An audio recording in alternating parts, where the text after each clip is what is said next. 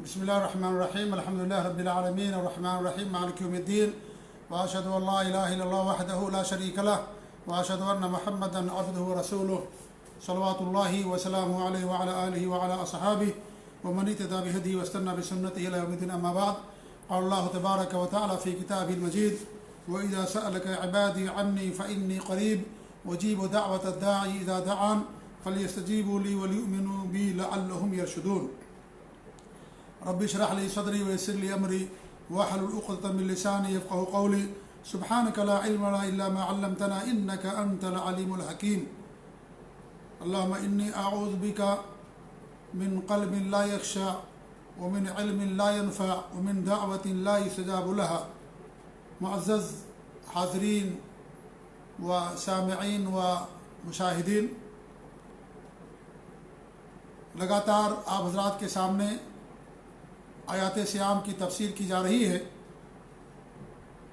آج جو آیت کریمہ آپ کے سامنے پڑھی گئی ہے، یہ آیت کریمہ دعا سے متعلق ہے، لیکن اللہ رب العالمین نے اس آیت کو رمضان کے احکام و مسائل کے درمیان میں بیان کیا ہے، جس میں اس بات کی طرف واضح اشارہ ہے کہ ایک روزے دار کی دعا اللہ تعالیٰ قبول فرماتا ہے، اور ایک روزے دار کو پورے روزے کی حالت میں دعا کرتے رہنا چاہیے. ہمارے نبی صلی اللہ علیہ وسلم کی حدیث ہے کہ 3 قسم کے لوگ ایسے ہیں جن کی دعائیں کبھی رد نہیں کی جاتی ہیں. انہی میں سے آپ نے فرمایا کہ الامام العادل، عادل اور منصف امام، حکمراں جو عدل کرنے والا ہے، انصاف پرور ہے، وہ والصائم حتی یفطر، اور روزے دار جب تک کہ افطار نہ کر لے، وہ دعوت المظلوم، اور مظلوم کی بھی دعا رد نہیں کی جاتی. تو حدیث سے واضح ہو گیا کہ ایک روزے دار کی دعا کو اللہ تعالیٰ قبول فرماتا ہے. اسی لیے اللہ رب العالمین نے روزے کے مسائل کے بیچ میں آیت کریمہ کو بیان کر کے یہ ہمیں پیغام دیا ہے کہ ایک بندہ کو، ایک روزے دار کو ہمیشہ روزے کی حالت میں اللہ تعالیٰ سے دعا کرتے رہنا چاہیے. آئیے پہلے اس کا ترجمہ پڑھتے ہیں. اللہ فرماتا ہے: وَإِذَا سَأَلَكَ عِبَادِي عَنِّي، جب تجھ سے میرے بندے میرے بارے میں پوچھیں، فَإِنِّي قریب، تو میں بہت ہی قریب ہوں. وَأُجِيبُ دَعْوَةَ الدَّاعِ إِذَا دَعَانِ، میں دعا کرنے والے کی دعا اور اس کی پکار کو قبول کرتا ہوں جب وہ مجھے پکارتا ہے. فَلْيَسْتَجِيبُوا لِي، انہیں چاہیے کہ میری باتوں کو مان لیں. وَلْيُؤْمِنُوا بِي، اور میرے اوپر ایمان لے آئیں. لَعَلَّهُمْ يَرْشُدُونَ، تاکہ وہ سیدھا راستہ انہیں مل جائے، راہ راست انہیں مل جائے یا وہ کامیاب ہو جائیں. اس آیت کریمہ میں اللہ رب العالمین نے دعا کو ذکر کیا ہے. اللہ فرماتا ہے: سألک عبادی انی، جب میرے بندے تجھ سے میرے بارے میں سوال کریں. ہم سب اللہ تعالیٰ کے بندے ہیں، ہم سب اللہ تعالیٰ کی مخلوق ہیں. سب کو اللہ نے پیدا کیا ہے، اور دنیا میں جو سب کچھ ہے سب کے سب اللہ تعالیٰ کی مخلوق ہی ہے. فرشتے اللہ کی مخلوق ہیں، انبیاء اللہ کی مخلوق ہیں، اللہ کے بندے اور غلام ہیں. تو ہم سب کے سب اللہ رب العالمین کے غلام ہیں. ہمارے نبی بھی اللہ رب العالمین کے بندے اور غلام تھے. ہم جو کلمہ پڑھتے ہیں، جس کو پڑھ کر کے ہم مسلمان ہوتے ہیں یا کوئی شخص مسلمان ہوتا ہے، اشہد ان لا الہ الا اللہ واشہد ان محمدا عبدہ ورسولہ، میں گواہی دیتا ہوں کہ اللہ تعالیٰ کے علاوہ کوئی سچا معبود نہیں ہے، وہی عبادت کے لائق ہے، اور محمد صلی اللہ علیہ وسلم اللہ کے بندے اور اس کے رسول ہیں. لہذا ہم سب اللہ تعالیٰ کے بندے ہیں. اللہ رب العالمین ہم سب کو اپنی عبادت کے لیے پیدا کیا ہے. حضرت عیسیٰ علیہ السلام کو اللہ رب العالمین نے جب قوت گویا عطا فرمائی بشر میں، تو سب سے پہلے انہوں نے جو لفظ استعمال کیا، فقال انی عبد اللہ، میں اللہ تعالیٰ کا بندہ، اللہ تعالیٰ کا غلام. سب اللہ تعالیٰ کے بندے ہیں، سب اللہ تعالیٰ کے غلام ہیں، سب اللہ تعالیٰ کے محتاج ہیں. اللہ تعالیٰ کسی کا محتاج نہیں ہے، وہی سب سے بے نیاز ہے. ہمارے نبی بھی اللہ تعالیٰ کے بندے اور غلام تھے. اللہ رب العالمین نے آپ کو ایسے مقامات پر، بہت اونچا مقام، وہاں پر بھی اللہ رب العالمین نے آپ کو عبد سے تعبیر کیا. اسراء اور معراج کے موقع پر سبحان الذی اسری بعبدہ لیلا من المسجد الحرام الى المسجد الاقصی، پاک وہ ذات جس نے اپنے بندے کو اسراء کرائی مسجد حرام سے لے کر کے مسجد اقصی تک. اس کے لیے اللہ رب العالمین نے لفظ عبد استعمال کیا. عبد کیوں؟ اس لیے کہ اس مقام پر پہنچنے کے بعد کوئی نہ سمجھے کہ آپ الوہیت کے مقام پر پہنچ گئے ہیں. اس لیے اللہ رب العالمین نے واضح کر دیا کہ آپ اللہ تعالیٰ کے بندے ہیں، اللہ رب العالمین نے اپنے فضل و کرم کے سے آپ کو اسراء اور معراج کرائی. اللہ نے اپنے فضل و کرم سے آپ کو نبی اور رسول بنایا, اتنا اونچا مقام عطا فرمایا. اس لیے ہمارے نبی نے اپنی ذات میں غلو کرنے سے منع کیا. ہمارے نبی فرماتے لا تطرونی کما اطرت النصارى عیسی ابن مریم, میری شان میں غلو نہ کرنا, حد سے تجاوز نہ کرنا, جیسے نصارہ عیسیٰ علیہ السلام کے بارے میں حد سے تجاوز کر گئے اور غلو کا شکار ہو گئے. فإنی عبد اللہ و رسول, میں اللہ کا بندہ اس کا رسول ہوں, مجھے اللہ کا بندہ اس کا رسول کو. آپ اللہ کے بندے ہیں, رسول ہیں, انسانوں میں سے ہیں, لیکن رسول بھی ہے. اللہ نے اتنا اونچا مقام آپ کو عطا فرمایا, رسالت کے مقام پر فائز کیا. رسالت کے بعد پھر الوہیت کا مقام ہی باقی بچتا ہے. اس لیے اللہ کے رسول کی شان میں اور کسی کی شان میں غلو کرنا یہ شریعت کے اندر حرام اور ناجائز ہے اور بربادی کا ذریعہ اور سبب ہے.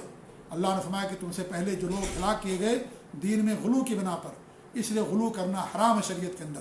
بندے کو بندے کے سے نکال کر کے اسے رب کے مقام پر لے آنا یہ بہت بڑا شرک ہے یہ, اور یہ بہت بڑا غلو ہے یہ, جو اللہ تعالیٰ کبھی معاف نہیں کرے گا اگر کوئی کسی بندے کو رب کا مقام دے دیتا ہے. اللہ تعالیٰ کا مقام سب سے اونچا ہے, اس کے بعد نبیوں کا مقام آتا ہے. لہذا ہم سب اللہ تعالیٰ کے بندے ہیں, سب اللہ تعالیٰ کے غلام ہیں. سب قیامت کے دن اللہ تعالیٰ کے سامنے بندے غلام ہو کر کے حاضر ہوں گے. وَكُلُّهُمْ يَأْتِيهِ يَوْمَ الْقِيَامَةِ فَرْدًا, سب اکیلے اکیلے آئیں گے اور سب غلام بن کر کے اللہ رب العالمین کے سامنے حاضر ہوں گے. اس لیے ہم سب اللہ تعالیٰ کے غلام ہیں. تو اللہ فرماتے ہیں سألك عبادی انی, جب تجھ سے میرے بندے میرے بارے میں سوال کریں, میرے بارے میں پوچھیں, فإنی قریب, تو میں بہت قریب ہوں. اللہ رب العالمین ہمارے بےحد قریب ہے. اور یہ قربت دو طرح کی ہوتی ہے, جیسے معیت دو طرح کی ہوتی ہے, ایک عام معیت اور ایک خاص معیت, ایسے قربت بھی دو طرح کی ہوتی ہے, ایک عام قربت اور ایک خاص قربت. عام قربت یا عام معیت یہ ہے کہ اللہ رب العالمین سب کو دیکھ رہا ہے اور اللہ رب العالمین ہی سب کو دینے والا ہے. اللہ سب کا رب ہے, سب کی پرورش کرنے والا, اللہ سب کو صحت دینے والا, تندرستی دینے والا, اولاد دینے والا اللہ رب العالمین ہی ہے. تو یہ قربت اور معیت جو ہے کہ اللہ تعالیٰ سب کی بات کو سنتا ہے, اللہ رب العالمین سب کو روزی دیتا ہے, اللہ تعالیٰ سب کی ضرورتوں کو پوری کرتا ہے, یہ معیت عامہ ہے. اور ایک معیت خاصہ ہوتی ہے, خصوصی معیت اور خصوصی قربت, جس کا مطلب یہ ہے کہ اللہ رب العالمین جو اللہ کے نیک بندے ہیں ان بندوں کے اللہ تعالیٰ خصوصی ان کے ساتھ ان کی مدد فرماتا ہے. اللہ رب العالمین ان کی مدد فرماتا ہے, پریشانی میں اللہ تعالیٰ ان کو نکلنے کا راستہ دکھا دیتا ہے, اللہ ان کی حفاظت فرماتا ہے, اللہ ان کی نصرت فرماتا ہے, اللہ تعالیٰ ان کو ہر شر فتنے سے بچاتا ہے, نیک کاموں کے اللہ تعالیٰ ان کو توفیق دیتا ہے. تو یہ معیت خاصہ مراد ہے یہاں پر, جو اللہ کے نیک بندے ہوتے ہیں ان کے ساتھ اللہ کی معیت. ورنہ اللہ رب العالمین تو عرش پر ہے, اللہ کی ذات عرش پر, اللہ رب العالمین اپنے علم کے لحاظ سے لوگوں کے قریب ہے اور لوگوں کے ساتھ ہے, علم اور قدرت کے لحاظ سے. لیکن جہاں تک اللہ رب العالمین کی ذات کی بات ہے تو اللہ رب العالمین عرش پر جلوہ افروز ہے. الرحمن علی العرش استوى, اللہ کی ذات عرش پر جلوہ افروز ہے. اور امام ابن القیم رحمۃ اللہ نے بیان کیا ہے, امام ابن تیمیہ رحمۃ اللہ علیہ کے حوالے سے کو بیان کرتے تھے کہ 1000 سے زیادہ اس بات کی دلیلیں ہیں کہ اللہ رب العالمین کی ذات عرش پر جلوہ افروز ہے. قرآن کریم میں 7 آیتوں میں اللہ رب العالمین نے صاف فرمایا الرحمن علی العرش استوى, کہ اللہ کی ذات عرش پر جلوہ افروز ہے, عرش پر مستوی ہے, عرش پر بلند ہے اللہ رب العالمین کی ذات. اور یہ عقیدہ رکھنا ضروری ہے انسان کے لیے. اگر کوئی عقیدہ رکھتا ہے کہ اللہ کی ذات ہر جگہ ہے تو اللہ رب العالمین کے ساتھ کفر ہے. ایمان لانے کے لیے عقیدہ رکھنا ہمارے لیے ضروری ہے کہ اللہ کی ذات عرش پر ہے. قرآن میں 7 آیتوں میں اللہ نے واضح طور پر فرمایا الرحمن علی العرش استوى, لیکن اللہ رب العالمین نے کہیں فرمایا آمنتم من فی السماء, کیا تم اس ذات سے جو آسمانوں پر ہو اس سے تم مامون ہو گئے ہو. یہاں سما سے مراد بلندی, آسمانوں کے اوپر, عرش آسمانوں کے اوپر ہے اور اس عرش پر اللہ رب العالمین کی ذات جلوہ افروز ہے. عرش سے لے کر کے باقی جتنی بھی چیزیں ہیں سب کے سب مخلوق ہیں, اللہ سب کا خالق ہے. لہذا اللہ رب العالمین کی ذات عرش پر جلوہ افروز ہے. صحیح مسلم کی روایت ہے کہ ہمارے نبی کے پاس ایک صحابی آئے اور انہوں نے کہا, معاویہ بن الحکم السلمی رضی اللہ تعالیٰ عنہ, اور انہوں نے کہا کہ میں نے میری لونڈی تھی جو میری بکریاں چراتی تھی, میں نے اسے مار دیا. میں وہاں گیا بکریوں کو دیکھنے کے لیے تو یہ بکری غائب تھی, میں نے اس کو ایک تھپڑ مار دیا, مجھے افسوس ہو رہا, میں اسے آزاد کرنا چاہتا ہوں. ہمارے نبی نے کہا کہ اس کو میرے پاس لے کر کے آؤ. ہمارے نبی نے ان کو ہمارے نبی کے پاس وہ لے کر کے آئے. ہمارے نبی نے ان سے 2 سوال کیا. پہلا سوال کیا کہ اللہ کی ذات کہاں ہے؟ تو اس نے کہا کہ اللہ کی ذات عرش پر ہے، اوپر ہے۔ اس نے کہا کہ اللہ کی ذات اوپر ہے، یعنی عرش کے اوپر اللہ کی ذات ہے، ہر جگہ نہیں ہے۔ ہمارے نبی نے اس کا ایمان جانچنے کے لیے سوال کیا، این اللہ، اللہ کی ذات کہاں ہے؟ لہذا یہ کسی سوال کرنا کہ اللہ کی ذات کہاں ہے، میرے بھائیوں سنت ہے ہمارے نبی کی۔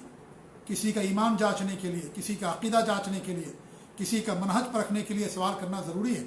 ہمارے نبی نے ایک کسوٹی دیا، ایک معیار دیا، ایک ترازو دیا، اس میں تولنا ہے کہ کس کا ایمان صحیح ہے، کس کا ایمان صحیح نہیں ہے، کس کا عقیدہ اور منہج صحیح ہے، کس کا نہیں ہے۔ اور وہ عقیدہ اور ایمان اور منہج ہمارے نبی نے یہ دیا ہے کہ ہمارے نبی نے اس لوگوں سے سوال کیا کہ اللہ کی ذات کہاں ہے۔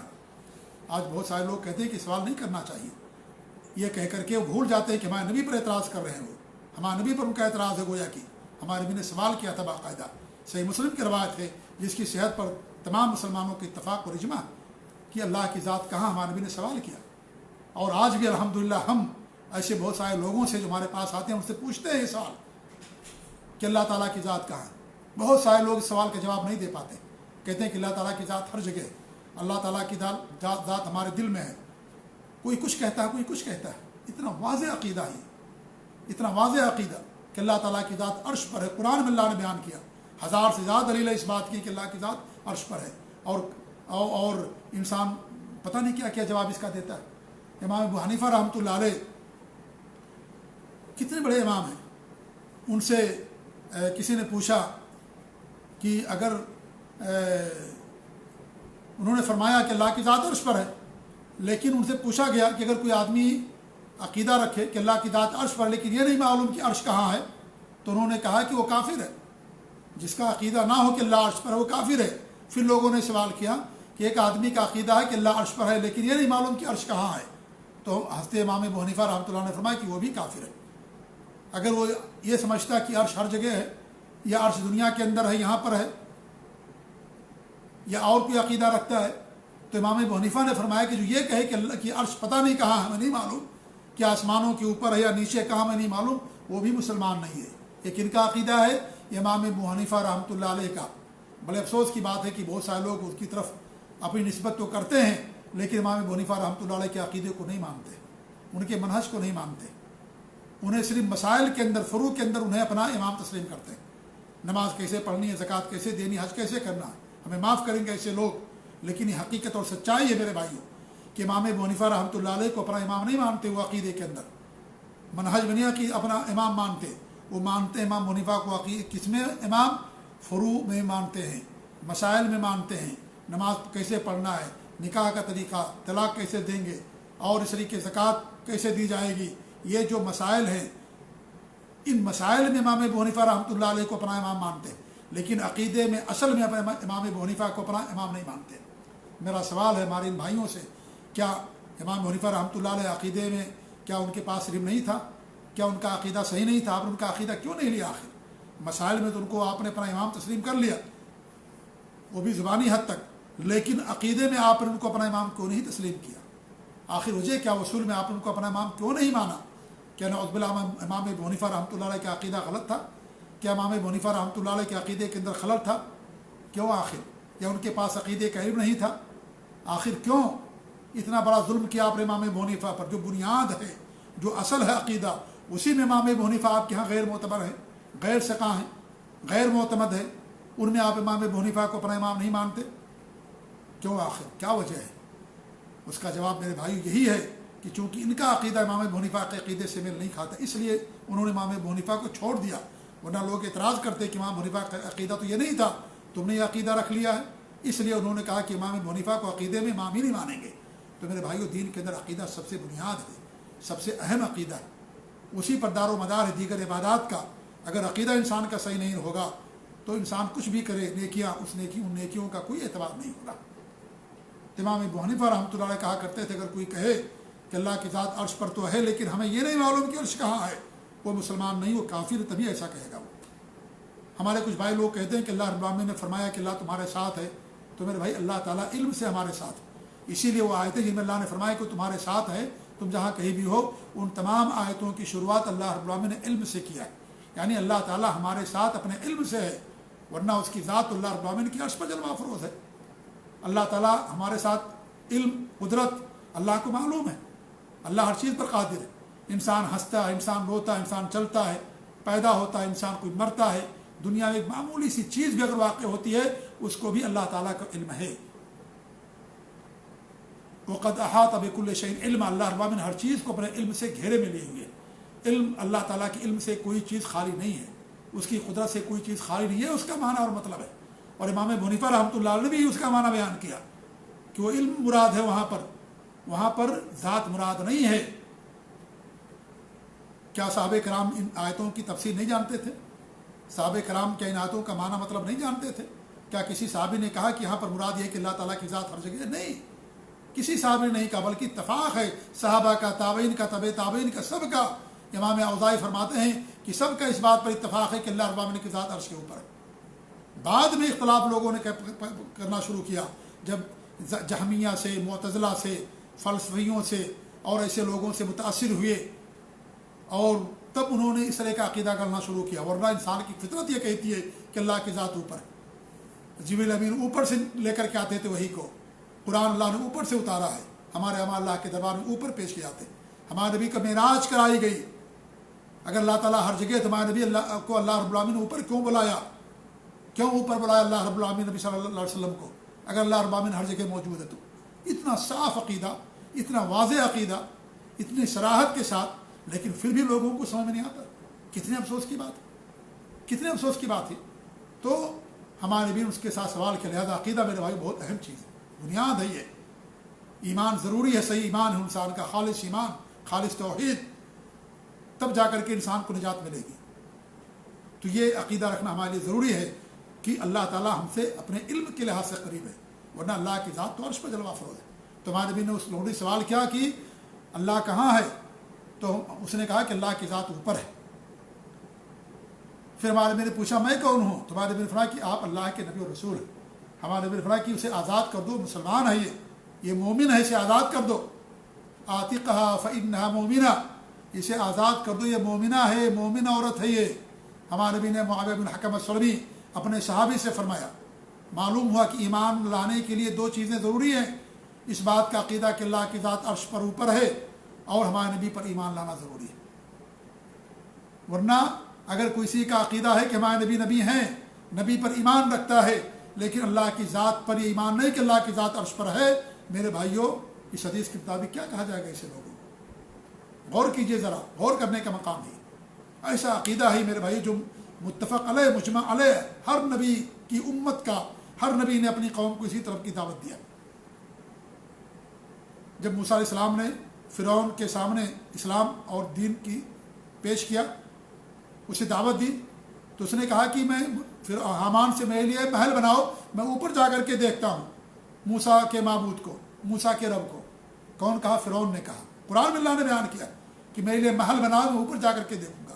یعنی فرعون کا بھی عقیدہ تھا کہ موسیٰ کا رب اوپر ہے، ہر جگہ نہیں ہے، نیچے نہیں ہے۔ سوچئے، غور کیجئے میرے بھائی، کتنی بڑی بات ہے یہ۔ اور آج مسلمان ہو کر کے عقیدہ رکھا جاتا ہے کہ اللہ کی ذات ہر جگہ موجود ہے۔ نعوذ باللہ من ذالک، کہ کفر کا عقیدہ میرے بھائی۔ اللہ کی ذات عرش پر جلوہ افروز ہے۔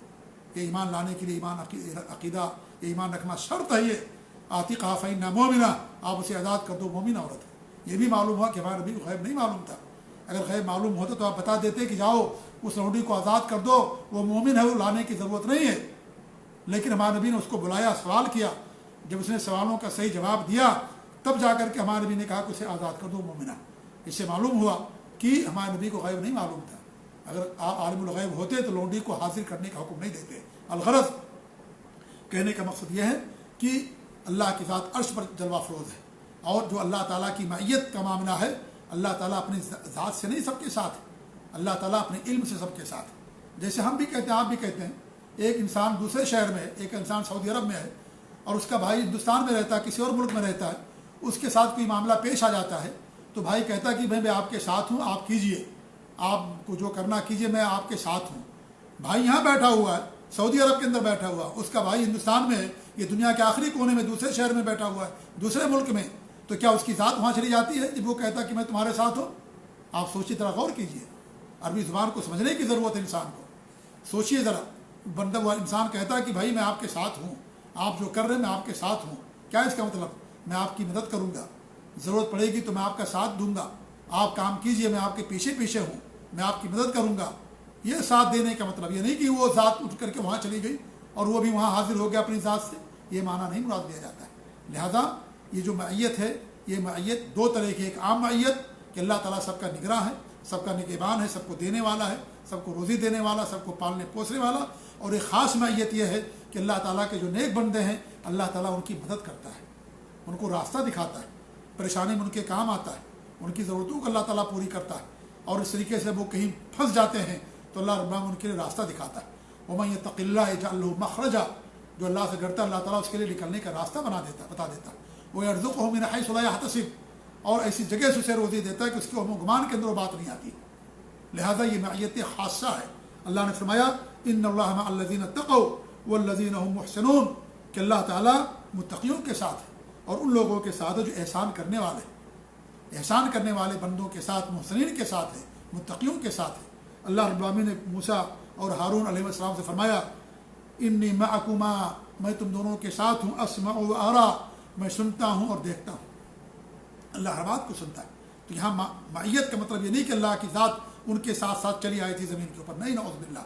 اللہ تعالیٰ عرش پر ہے، اللہ کی معیت ہے، اللہ ان کی مدد کرے گا، تمہیں بچائے گا فرعون سے، تمہیں نجات دے گا، تمہاری حفاظت کرے گا اللہ رب العالمین تم دونوں کی. جاؤ، ڈرنے کی ضرورت نہیں، میں تمہارے ساتھ ہوں، مت ڈرنا تم لوگ، تمہارا ہمارے اوپر ایمان ہے، میں نے تم دونوں کو نبی اور رسول بنایا، لہذا تمہیں ڈرنے کی ضرورت نہیں ہے، ہمارے اوپر تمہارا ایمان ہے تو پھر کسی سے ڈرنے کی کیا ضرورت ہے. میں تم لوگوں کے ساتھ میں، جاؤ، میں تمہاری مدد کروں گا، تم لوگوں کی میں مدد کروں گا.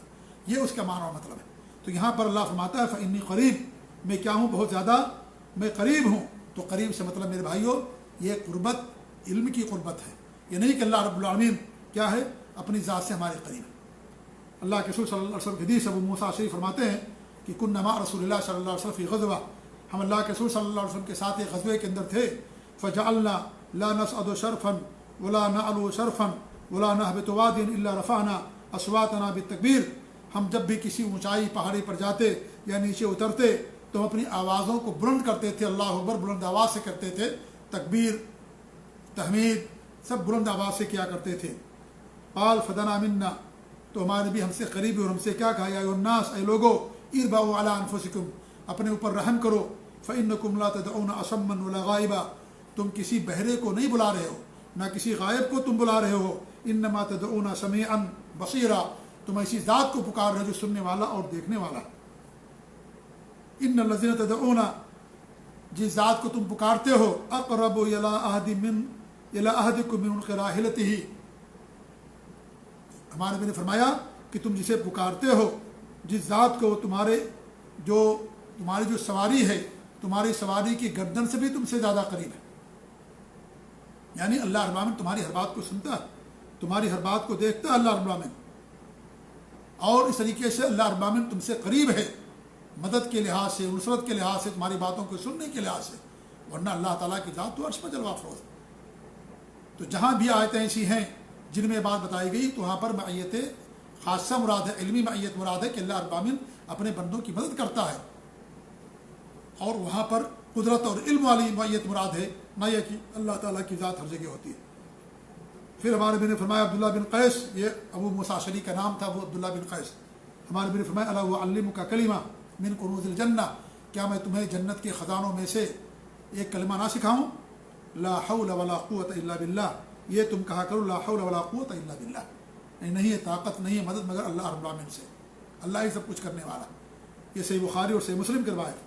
اس طریقے سے انس فرماتے ہیں کہ اللہ کے رسول نے فرمایا کہ اللہ تعالیٰ فرماتا، حدیث قدسی ہے، انا عند ظن عبدی بی، میں اپنے بندے کی گمان کے ساتھ ہوں، وانا معه اذا دعانی، اور جب مجھے پکارتا میں اس کے ساتھ ہوتا. یہ سلسلہ صحیحہ میں امام البانی رحمۃ اللہ علیہ حدیث کو بیان کیا، اور بھی یعنی سنن میں اور بہت ساری حدیث کتابوں کے اندر حدیث موجود ہے. تو اس حدیث سے معلوم ہوا کہ اللہ رب العالمین ایسے لوگوں کی مدد کرتا جو اللہ رب العالمین کو پکارتے ہیں، ان کی ضرورتوں کو پوری کرتا ہے، ان کی باتوں کو سنتا ہے. یہاں معیت خاصہ مراد ہے جو اللہ کا بندہ اللہ رب العالمین کو پکارتا ہے. تو اللہ تعالیٰ اپنے علم کے لحاظ سے بندوں کے قریب ہے، قدرت کے لحاظ سے بندوں کے ساتھ ہے، لیکن اس کی ذات اللہ رب العالمین کے اوپر ہے. اللہ نے کیا فرمایا، فإنی قریب، میں بہت قریب ہوں. آپ ذرا دیکھیے، ذرا غور کیجیے کہ اللہ کے بارے میں سوال تھا تو اللہ رب العالمین نے نہیں فرمایا کہ میرے نبی آپ لوگوں سے فرما دے میں قریب ہوں، یہ نہیں اللہ نے فرمایا، کیونکہ اللہ رب العالمین نے واسطے کو ہٹا دیا۔ اس میں پیغام ہے کہ اللہ تعالیٰ کو پکارنے کے لیے کسی واسطے کی ضرورت نہیں ہے۔ اللہ رب العالمین ڈائریکٹ ہماری باتوں کو سنتا ہے، اللہ رب العالمین ہماری باتوں کو بغیر واسطے کے سنتا ہے۔ واسطہ لینا دعا کے اندر یہ حرام ہے میرے بھائیوں، اسی لیے اللہ رب العالمین نے نہیں فرمایا کہ آپ کہہ دیجئے میں قریب ہوں، لیکن جب مسائل پوچھے گئے، احکام پوچھے گئے، تو اللہ رب العالمین نے کہا کہ آپ کہہ دیجئے، جواب دیجئے۔ یہ اللہ رب العالمین نے استعمال فرمایا، یعنی کیونکہ دین ہمیں اللہ کے رسول کے واسطے سے ہم کو ملا، آپ کے ذریعے سے ہم تک دین پہنچا ہے، دینی مسائل، دینی احکام، شریعت آپ کے واسطے سے ہم تک پہنچی ہے۔ اس لیے انسان کسی علم کو واسطے سے حاصل کرتا ہے، عالم کے واسطے سے حاصل کرتا ہے، کتاب کے واسطے سے علم حاصل کرتا ہے۔ تو مسائل کے لیے، احکام کے لیے اللہ رب العالمین نے واسطہ بیان کیا۔ اللہ نے فرمایا یسألونک عن الأہلة قل ہی مواقیت للناس، لوگ آپ سے چاند کے بارے میں سوال کرتے ہیں، آپ کہہ دیجئے لوگوں کے وقت جاننے کا ایک ذریعہ ہے، آلہ ہے۔ اس طریقے سے بہت ساری آیتیں ہیں کہ لوگوں نے ہمارے بھی سوال، یسألونک عن الروح قل الروح من امر ربی، لوگ آپ سے روح کے بارے میں سوال کرتے ہیں، آپ کہہ دیجئے روح میرے رب کا معاملہ، وما اوتیتم من العلم الا قلیلا، اور تمہیں علم کے روح کے بارے میں بہت کم علم دیا گیا۔ اس طریقے سے اور بھی بہت سارے سوالات ہیں کہ لوگوں نے ہمارے بھی سے سوال کیا، پوچھا دین کے بارے میں، حکم پوچھا، اس کا حکم کیا ہے، اس کا مسئلہ کیا ہے، ہمارے بھی وہی کا انتظار کرتے تھے، تو اللہ رب العالمین اوپر سے جواب دیا کرتا تھا۔ تو اللہ رب العالمین نے سوالات کا جواب جہاں دینے کی بات آئی تو اللہ رب العالمین نے آپ کو واسطہ بنایا، کیونکہ آپ کے واسطے سے ہمیں دین ملا۔ لیکن جہاں مانگنا ہے اللہ رب العالمین سے، وہاں اللہ رب العالمین نے قل کو بھی ہٹا دیا۔ یہ نہیں کہا کہ میں نبی آپ کہہ دیجئے کہ میں بہت قریب ہوں، نہیں، فإنی قریب، میں بہت قریب ہوں، میں قریب ہوں لوگوں کے۔ اور جب قریب ہو جو، اس سے مانگنے کے لیے واسطے کی ضرورت نہیں پڑتی۔ واسطہ کہاں ضرورت پڑتی ہے؟ جہاں دور ہوتا ہے انسان، وہاں واسطے کی ضرورت پڑتی ہے۔ آپ مثال سے یوں سمجھے کہ اگر کوئی انسان کوئی کام کروانا چاہتا ہے اپنے بھائی سے، اپنے والد سے، رشتہ دار سے، تو کیا کسی دوسرے آدمی کا واسطہ لے گا؟ کیا کسی دوسرے سے فون کروائے گا کہ میں آپ سے کہتا ہوں کہ آپ جو ہے ہمارے اپنے واسطے سے کام کروا دیجیے میرے والد سے؟ نہیں، انسان ڈائریکٹ کیا ہے، اپنے والد کو فون کرتا ہے، اپنے بھائی کو فون کرتا ہے، اپنی اولاد کو فون کرتا ہے، اپنے بیٹے کو فون کرتا ہے، ڈائریکٹ اس سے بات کرتا ہے۔ یہ نہیں کہتا دوسرے کے واسطے سے نہیں بیان بات کرتا۔ یہ مثال سمجھنے کے لیے اللہ کے تو اونچی مثال ہے۔ تو اس طریقے سے اللہ ہمارے قریب ہے، جب اللہ تعالیٰ ہماری ہر بات کو سنتا ہے۔ کالی رات میں، اندھیری رات میں کالی پہاڑی پر اگر کوئی چونٹی بھی چلتی ہے، اس کو بھی اللہ تعالیٰ دیکھتا اور سنتا ہے۔ تو پھر اللہ رب العالمین سے مانگنے کے لیے کسی واسطے کی کیا ضرورت ہے؟ اللہ رب العالمین سب کو پیدا کیا، کسی کا واسطہ نہیں لیا، تو اللہ تعالیٰ دعاؤں میں بھی کسی کا واسطہ نہیں لیتا کہ واسطے سے آپ دعا کریں گے تو یہ حرام ہے شریعت کے اندر میرے بھائیوں۔ اللہ رب العالمین کے واسطہ لینا قطعاً جائز نہیں ہے، یہ حرام ہے شریعت کے اندر۔ لہذا ڈائریکٹ اللہ تعالیٰ کو پکاریے، اللہ تعالیٰ ہی سننے والا ہے۔ اور دعا عبادت ہے میرے بھائیوں۔ اگر ہم نے دعا کے اندر کسی کو شریک کیا، وہ چیزیں جن میں اللہ کے علاوہ کوئی اختیار کسی کو نہیں دیا گیا، اللہ نے کسی کو اختیار نہیں دیا جن چیزوں میں، اگر ان میں اللہ کے علاوہ کسی کو پکارتے ہیں، یہ اللہ رب العالمین کے ساتھ شرک کرتے ہیں۔ یہ ایسا کرنے والا انسان اسلام کے دائرے سے نکل جاتا ہے۔ وہ چیزیں جن میں اللہ نے کسی کو اختیار نہیں دیا، ان میں کسی اللہ کو چھوڑ کر کے کسی اور کو پکارنا، یہ اللہ رب العالمین کے ساتھ شرک کرنا ہے۔ ہمیں اللہ نے اپنی عبادت کے لیے پیدا کیا، دعا بھی عبادت ہے۔ اللہ رب العالمین نے فرمایا ان الذین وقال ربکم ادعونی استجب لکم، تمہارے رب کا فرمان ہے یہ کہ تم مجھے پکارو، میں تمہاری دعاؤں کو سنتا ہوں، مجھے پکارو، ڈائریکٹ مجھے یاد کیجئے، ڈائریکٹ مجھ سے پکاریے، مجھے پکاریے آپ، میں تمہاری دعاؤں کو سننے والا ہوں۔ ان الذین یستکبرون عن عبادتی سیدخلون جہنم داخرین، جو لوگ میری عبادت سے اعراض کرتے ہیں، روگردانی کرتے ہیں، تکبر کرتے ہیں، گھمنڈ کرتے ہیں، وہ جہنم میں ذلیل و خوار ہو کر کے داخل ہو جائیں گے۔ پہلے اللہ نے لفظ دعا استعمال کیا، وقال ربکم ادعونی استجب لکم، پھر اللہ فرماتا ان الذین یستکبرون عن عبادتی، معلوم ہوا کہ دعا عبادت ہے۔ اور ہمارے نبی نے حدیث کے اندر فرمایا الدعاء هو عبادہ، دعا عبادت ہے۔ اور ایک دوسری بات کے اندر ہمارے نبی نے فرمایا الدعاء افضل العبادہ، دعا سب سے افضل عبادت ہے۔ لہذا دعا عبادت ہے تو اللہ کے علاوہ کسی اور سے نہ مانگیے۔ اللہ کے علاوہ کسی اور سے مانگنا ایک شرک ہے میرے بھائیوں۔ ایسا کرنے والا انسان اسلام کے دائرے سے نکل جاتا ہے، یہ معمولی بات نہیں ہے۔ یہ لوگ کہتے ہیں کہ اللہ تعالیٰ بغیر واسطے کی سنتا ہی نہیں، کتنی بڑی عجیب سی بات ہے میرے بھائیوں۔ اور لوگوں نے بادشاہوں پر قیاس کر لیا، جیسے بادشاہ کے پاس جانے کے لیے وزیر کی ضرورت پڑتی ہے، ایسی اللہ تعالیٰ سے مانگنے کے لیے نیک لوگوں کی ضرورت پڑتی ہے۔ کتنے بڑے افسوس کی بات ہے۔ اور جن لوگوں کے لوگ واسطہ لیتے ہیں ان کے ساتھ کیا ہوگا اللہ نے بیان کیا، انہیں خود نہیں معلوم ہے، انہیں خود اس بات کا علم نہیں کہ ان کے ساتھ کیا کیا جائے گا۔ لہذا اللہ تعالیٰ کو بادشاہوں پر قیاس کرنا یہ سراسر ظلم اور زیادتی ہے۔ بادشاہوں کی مثال الگ ہے، بادشاہ کو معلوم نہیں پڑتا کہ کس علاقے میں کس کام کی ضرورت ہے، اس لیے وہاں واسطہ لینا پڑتا ہے۔ بادشاہ وزیر کا محتاج ہوتا ہے، وزیر بادشاہ کے محتاج ہوتے ہیں۔ اگر بادشاہ کوئی بات نہ بتائی جائے تو اس کو نہیں معلوم پڑتا ہے کہ کس علاقے میں کس کام کی ضرورت ہے، وہاں کیا کرنا چاہیے کیا نہیں کرنا چاہیے۔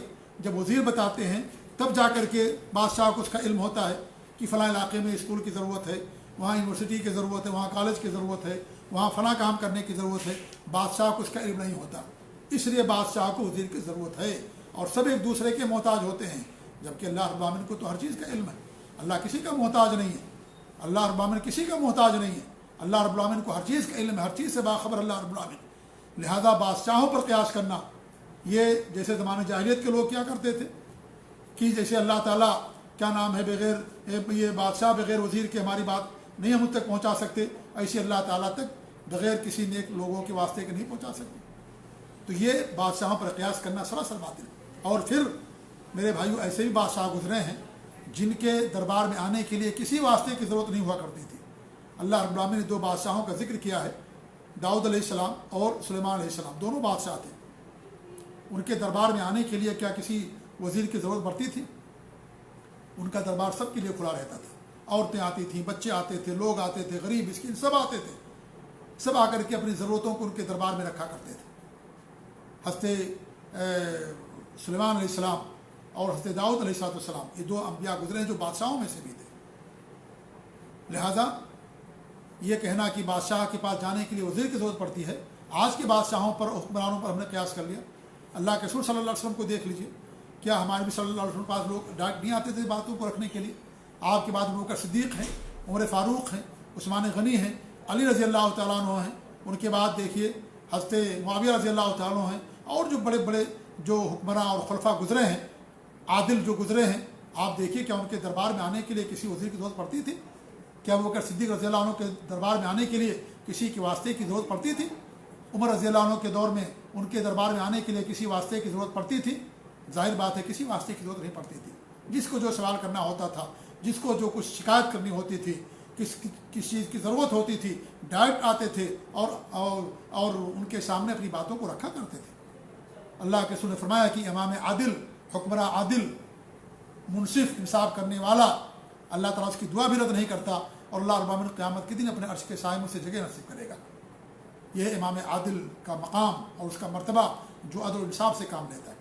لہذا اس کو بادشاہوں پر قیاس کر کے کہ ہم ڈائریکٹ اللہ تعالیٰ تک ہماری پہنچ نہیں ہوتی ہے، اور پھر ہم پیروں فقیروں کا لوگوں کا واسطہ لیں۔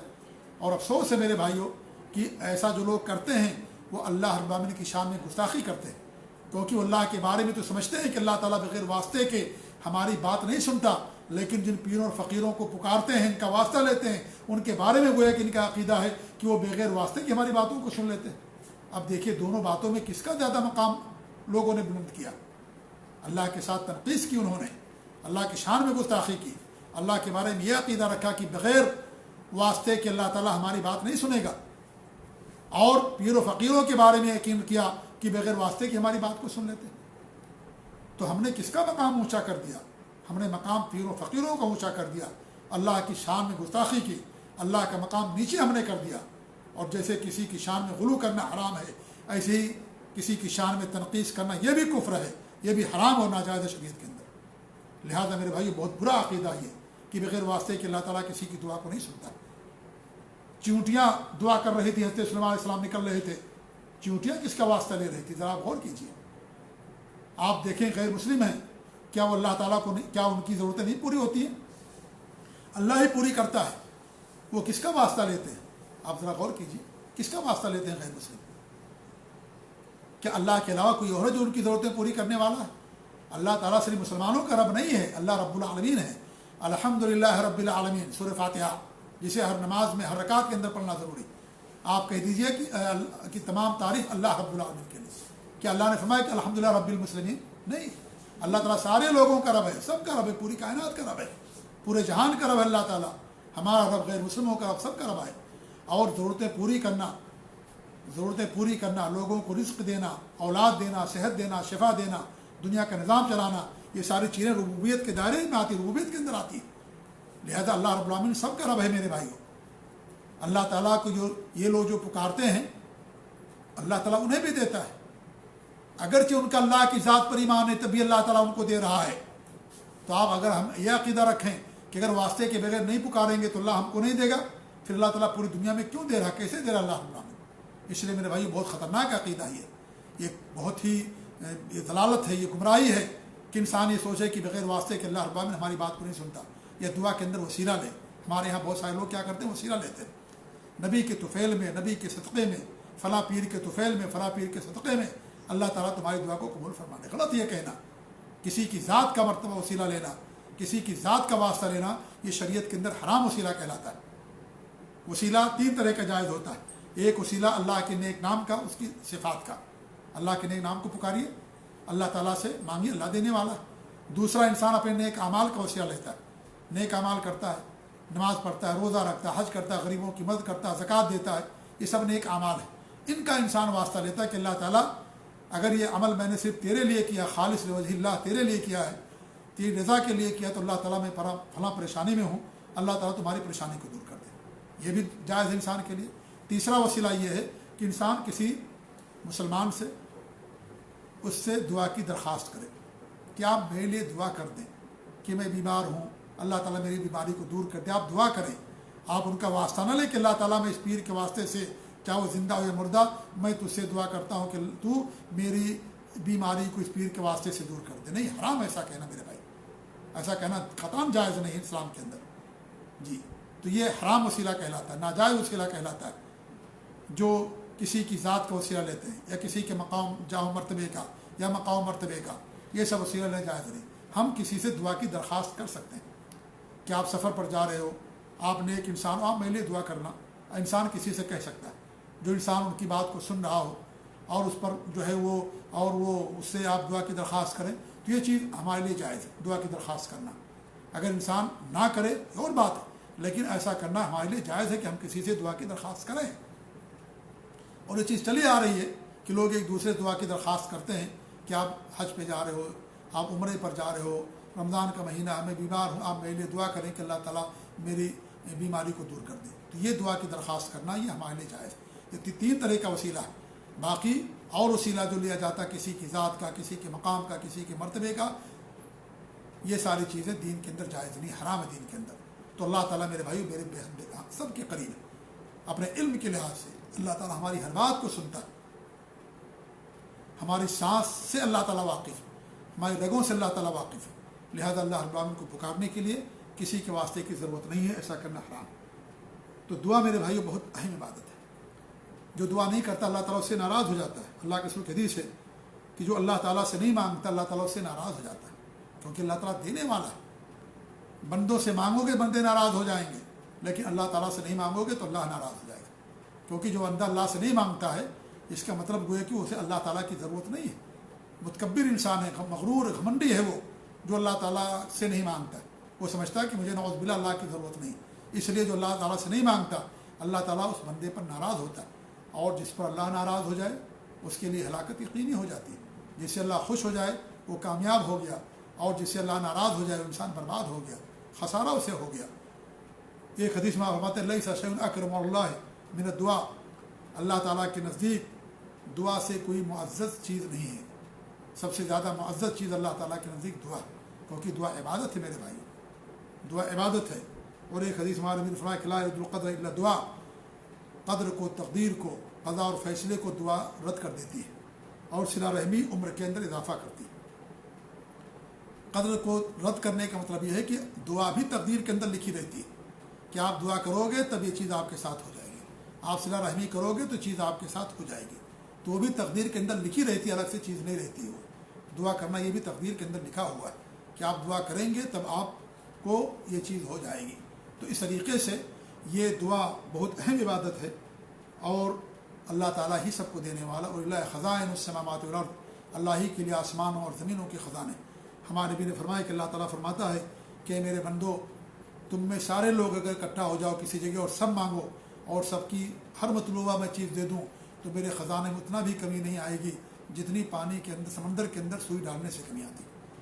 اللہ تعالیٰ دے رہا. جب سے کائنات کا وجود ہوا تب سے اللہ رب العالمین سب کو دے رہا. کہ اللہ کے خزانے میں کوئی کمی آ رہی ہے؟ نہیں. اللہ دینا چاہتا لیکن ہم لینا نہیں چاہتے. رمضان کا مہینہ دعا کریں, اللہ تعالیٰ سب کو دینے والا وہی دے گا. اور دعا دو طرح کی ہوتی ہے میرے بھائی. ایک دعائے عبادت, ایک دعائے عبادت.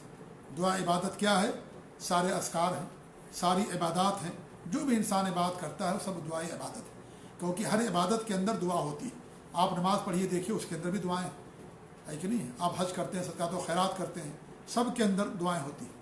آپ تو یہ دعائے عبادت کہ اللہ رب العالمین نے ہمیں جو ہے یہ جو عبادت کرنے کا حکم دیا ہے وہ سب کے سب دعائے عبادت کہلاتی ہے. اور دوسری چیز کیا؟ دعائے مسئلہ. دعائے مسئلہ یہ ہے کہ اللہ تعالیٰ سے مانگنا. آپ کی کوئی ضرورت ہے, ہماری کوئی ضرورت ہے, ہم اللہ تعالیٰ سے مانگیں. ہمیں رزق چاہیے, ہم مقروض ہیں, قرض کی ادائیگی چاہیے, ہم بیمار ہیں, اللہ تعالیٰ سے ہم شفا مانگیں, بے اولاد ہیں, اللہ تعالیٰ سے اولاد مانگیں. اس طریقے سے ہر چیز انسان اللہ رب العالمین سے مانگے. ہر چیز اللہ تعالیٰ ہر چیز کا دینے والا. تو یہ دعائے مسئلہ کہا جاتا ہے کہ انسان اللہ تعالیٰ کے سامنے اپنی ضرورت کو رکھے, اللہ تعالیٰ کے سامنے اپنی ضرورت کو رکھے. اور دعا کی قبولیت کے بہت سارے آداب ہیں. اگر انسان سارے آداب کا خیال رکھتا ہے تو اللہ رب العالمین اس کی دعاؤں کو قبول فرماتا ہے. سب سے پہلی شرط تو یہ کہ انسان یا آداب میں سے کہ موحد ہو, وہ خالص اللہ پر ایمان لانے والا, خالص اللہ کی عبادت کرنے والا. نمبر 2, مخلص ہو, دعا کے اندر اخلاص کے ساتھ دعا کر رہا ہو, ریاکاری اور شہرت مقصد نہ ہو. وما امروا الا ليعبدوا الله مخلصين له الدين. لوگوں کو اسی بات کا حکم دیا گیا تھا کہ لوگوں خالص یکسو ہو کر کے اللہ رب العالمین کی بات کریں. نمبر 3, اللہ کے جو نام ہیں پیارے پیارے نام, اللہ کی جو صفات کاملہ ہیں ان کے ذریعے سے اللہ کو پکارو. اے اللہ تعالیٰ تو رحیم ہے, تو رحم فرما. اللہ تو غفور ہے, تو ہماری مغفرت فرما. اللہ وہاب ہے, تو ہمیں اولاد دے دے, ہمیں رزق عطا فرما. اللہ تو رزاق, ہمیں روزی عطا فرما. اللہ کے ناموں کو اختیار کیجیے, جس چیز کی آپ کو ضرورت ہے اللہ کو پکارے, ڈائٹ اللہ تعالیٰ کو یاد کیجیے. آپ دیکھیے قرآن کریم اللہ رب العالمین انبیاء کی دعائیں بیان کی ہیں. سارے انبیاء کرام ربنا ربنا ربی ربنا یہ کہہ کر کے اللہ تعالیٰ کو پکارا کرتے تھے. لہٰذا ڈائٹ اللہ تعالیٰ کو پکاری, اللہ تعالیٰ سے سننے والا. نمبر 4, اللہ کی تعریف کیجیے, اللہ کی حمد بیان کیجیے, اس کی بڑائی بیان کیجیے. اگر اس کی تعریف کریں گے تو اللہ تعالیٰ دعا کی قبولیت کے زیادہ یعنی وہ زیادہ مواقع رہتے کہ اللہ تعالیٰ سے بندے کی دعا قبول فرماتے. جو انسان دعا کرنے سے پہلے, اپنی ضرورت کو سامنے رکھنے سے پہلے اللہ کی تعریف کرتا ہے. آپ مثال سمجھیں, اگر کوئی آدمی کسی سے کوئی چیز مانگنا چاہتا ہے تو اس سے کیا کرتا ہے؟ پہلے اس کی تعریف کرتا ہے. جب انسان تعریف کرتا ہے تو اس کی دل کے اندر بات اثر کر جاتی ہے اور پھر اس کی چیز کو دے دیتا ہے. مثال سمجھنے کے لیے تو اس لیے اللہ تعالیٰ تو ہمیشہ تعریف کا مستحق, ہمیشہ تعریف کا مستحق. انسان ہمیشہ اللہ رب العالمین کی تعریف کرے, لہذا اللہ کی تعریف کیجیے. 5ویں چیز کیا ہے کہ اللہ کے رسول پر درود پڑھیے. اللہم صلی علی محمد وعلی آل محمد کما صلیت علی ابراہیم وعلی آل ابراہیم انک حمید مجید. جتنا پڑھیں گے اتنا زیادہ آپ کو فائدہ ہوگا. آپ کے غم, آپ کی تکلیف, آپ کے مصائب, آپ کے آلام, تمام چیزیں انشاءاللہ اس درود کے ذریعے سے دور ہوتی ہیں.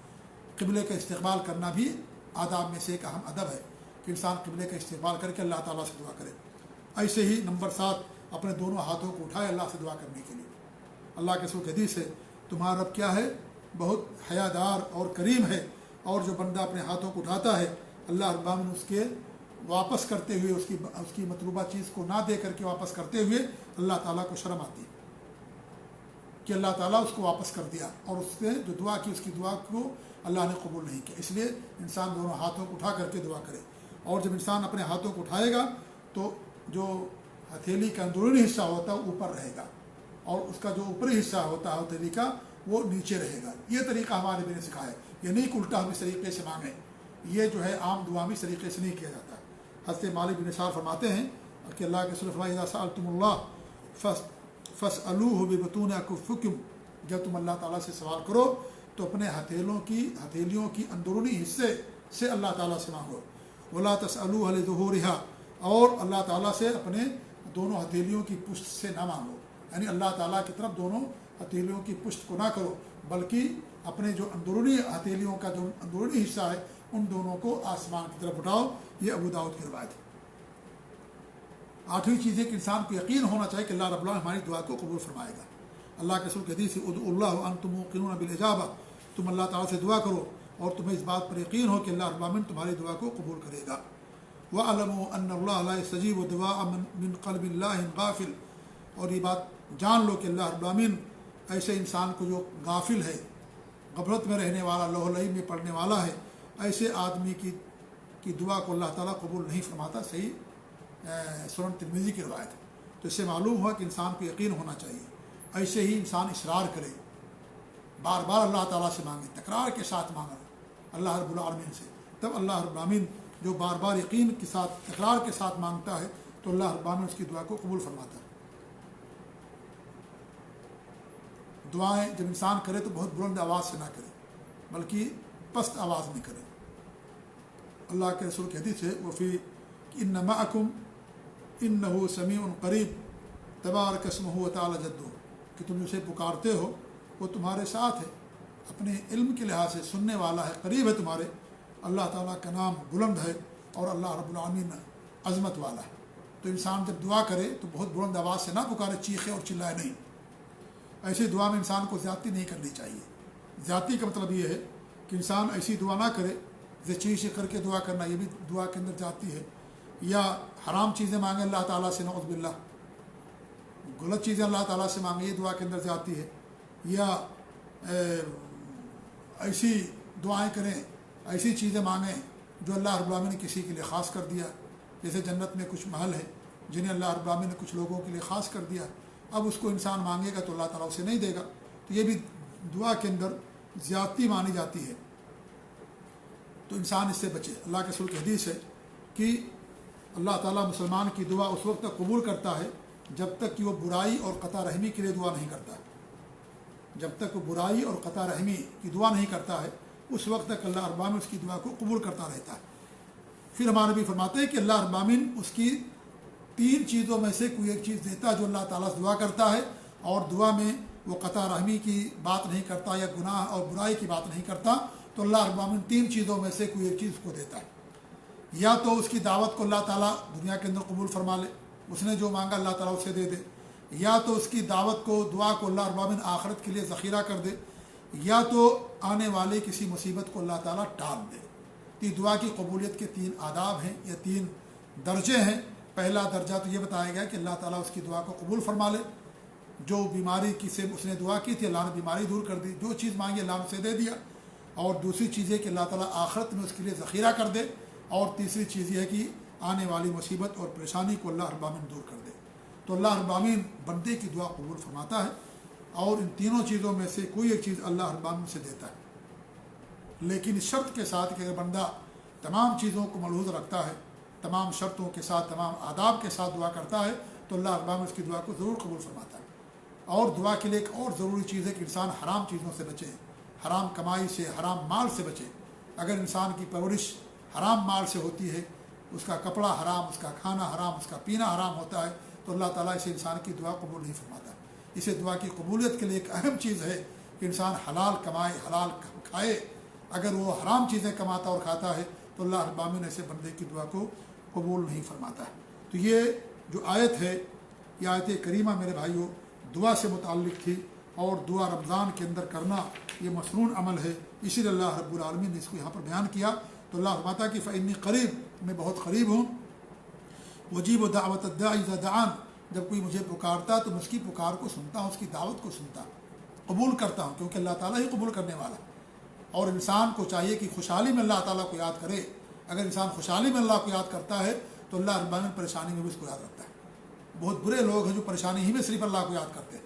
مکہ کے مشرکین بھی پریشانی میں اللہ کو یاد کرتے تھے، سارے بتوں کو، سارے خداؤں کو بھول جاتے تھے، سارے لوگوں کو بھول جاتے تھے، اور جب کشتی ان کی بھنور میں پھنستی تھی، جب پریشانی اور مصیبت میں آتے تھے، صرف اللہ رب العالمین کو پکارتے تھے۔ تو ہمارا مشرکوں جیسا عمل نہیں ہونا چاہیے کہ ہم صرف پریشانی ہی میں اللہ کو پکاریں، خوشحالی میں اللہ تعالیٰ کو بھول جائیں، ایسا نہیں ہونا چاہیے۔ ہمیں خوشحالی میں، پریشانی میں ہمیشہ اللہ تعالیٰ کو یاد رکھنا چاہیے۔ اللہ تعالیٰ کو اگر ہم خوشحالی میں یاد رکھیں گے تو اللہ رب العالمین ہمیں پریشانی میں یاد رکھے گا، ہماری اور زیادہ مدد کرے گا، اللہ تعالیٰ ہماری اور اعانت کرے گا۔ اس لیے ہمیشہ انسان کو اللہ کو یاد رکھنا چاہیے۔ امن یجیب المضطر اذا دعاہ، کون ہے جو بے کس کی پکار کو سنتا ہے جب وہ اس کو پکارتا ہے؟ وہ یکشف السوء، اور اس کی بیماریوں کو، پریشانیوں کو دور کرتا ہے۔ کہ اللہ کے علاوہ اور بھی معبود نہیں، اللہ ہی سب کچھ کرنے والا، اللہ ہی سب کی ضرورتوں کو پورا کرنے والا۔ اس لیے ہمیشہ انسان کو اللہ کو یاد کرنا چاہیے میرے بھائی. جس نے اللہ کو پکڑ لیا اب اسے بندے کی کوئی ضرورت نہیں. ہمارے نبی نے فرمایا تھا حضرت عبداللہ بن عباس سے احفظ اللہ یحفظک, اللہ کو یاد رکھو اللہ تمہاری حفاظت کرے گا. اللہ کے دین پر عمل کرو, اللہ رب العالمین تمہاری حفاظت کرے گا, تمہاری مدد کرے گا. اور یہ جان لو اگر پوری دنیا اکٹھا ہو جائے اور تمہیں کچھ دینا چاہے اسے زیادہ نہیں دے سکتی جتنا اللہ رب العالمین نے لکھ دیا, اسے زیادہ نہیں دے سکتی. اور اگر پوری دنیا اکٹھا ہو جائے اور تمہیں نقصان پہنچانا چاہے تو اسے زیادہ نقصان نہیں پہنچا سکتی جتنا اللہ رب العالمین نے تمہارے لیے لکھ دیا. اس لیے اللہ پر انسان کا ایمان ہونا چاہیے, اللہ ہی سے مانگو, اللہ ہی دینے والا. فلیستجیبوا لی, ان کو چاہیے کہ میرے اوپر میری باتوں کو مان لیں, میری باتوں کو مان لیں, جو میں نے دین بھیجا اس کے اوپر عمل کریں, ہماری باتوں پر عمل کریں, جس سے میں نے منع کیا ان چیزوں سے رک جائیں. ولیؤمنوا بی, میرے اوپر ایمان لے آئے جیسا ایمان لانے کا حق ہے, میرے اوپر ایمان لے کر کے آ جائے. ایمان لانا, اللہ کی باتوں کو ماننا, یہ دعا کی قبولیت کے آداب میں سے بہت اہم ادب ہے کہ انسان اللہ تعالیٰ کی باتوں کو مانے, اللہ کے دین پر عمل پیرا ہو. اللہ کی باتوں کو ماننے کا مطلب کیا؟ اللہ کے دین پر عمل پیرا ہونا, کیونکہ دین پورا اللہ کی باتیں ہیں, اللہ کے احکام ہیں, اللہ نے نازل فرمایا کہ قرآن اور سنت کے اندر, لہذا انسان ان کے اوپر عمل کرتا ہے. تو ان کو چاہیے کہ اس دین پر مکمل طور سے عمل پیرا ہوں, لعلہم یرشدون, تاکہ انہیں صحیح راستہ مل جائے. صحیح راستہ کب ملے گا؟ جب اللہ سے ہم مانگیں گے, اللہ کو پکاریں گے, کیونکہ اللہ تعالیٰ ہی ہمیں دینے والا ہے. تو یہ چند باتیں تھیں آج کی آیت کے حوالے سے جو میں نے آپ کے سامنے پیش کی ہیں. اللہ تعالیٰ سے دعا کہ اللہ رب العالمین ہمیں حرام چیزوں سے بچائے, اللہ تعالیٰ ہمیں شرک و کفر سے بچائے. اللہ رب العالمین ہمیں اپنی باتوں پر قائم رکھے, دین پر قائم رکھے, اور اللہ تعالیٰ انہیں شفیع قبولیت بخشے. جزاکم اللہ خیر. والسلام علیکم ورحمۃ اللہ وبرکاتہ.